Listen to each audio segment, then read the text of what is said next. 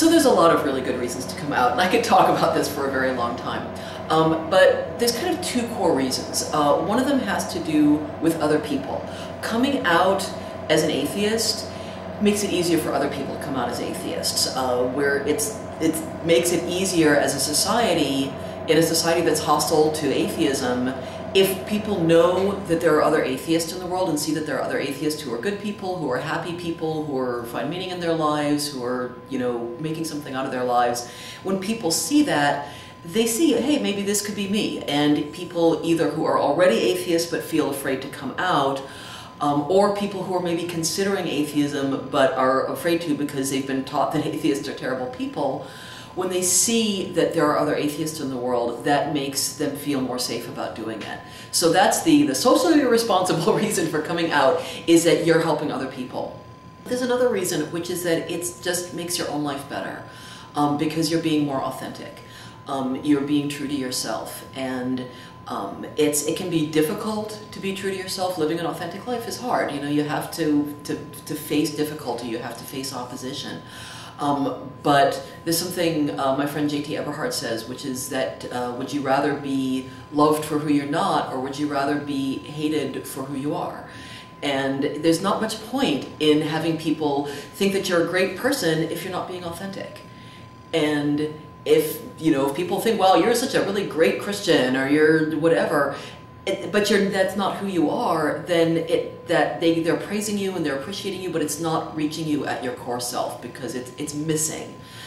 And if you're authentic, you may get more flack, but the people who do love you and the people who do appreciate you, they're going to love you and appreciate you for who you really are. So my 18-year-old self believed in a lot of woo spirituality. I was actually raised as an agnostic, but I fell into a lot of astrology and tarot cards and reincarnation and all of that kind of stuff when I was in college. And the advice that I would give to myself at that time is think carefully about why you think these things are true. What evidence is there really that these things are true? And be aware that, boy, it sure seems true, or, wow, somebody did this astrological reading for me and it just seemed like it really was all about me. Or somebody did this past life reading on me and wow, they sure really seemed to be getting at something. There's a lot of reasons why that stuff seems to work, and it has nothing to do with the supernatural.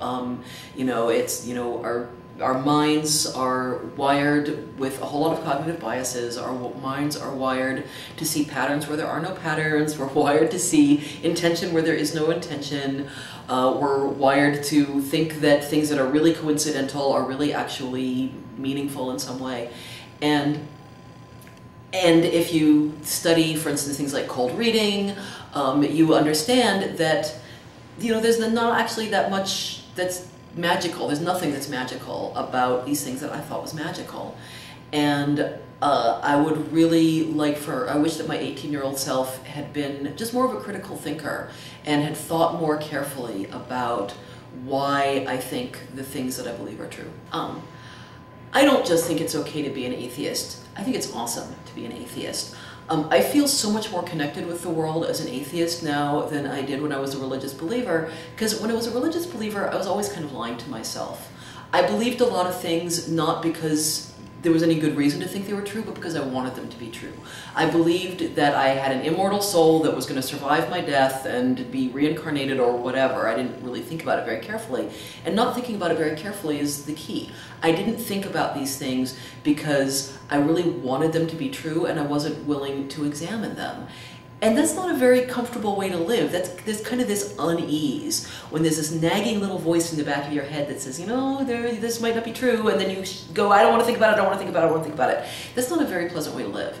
And once I accepted that, my mind and my consciousness are a product of my brain, and when I die, they're going to disappear.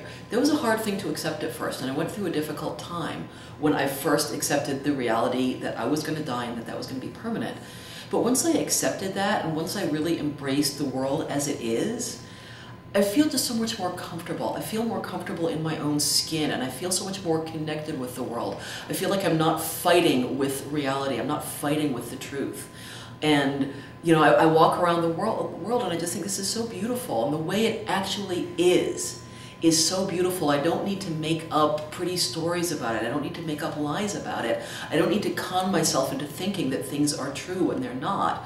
I can just embrace the world as it is, and that is an amazing way to live. I feel, it's so hard to put into words.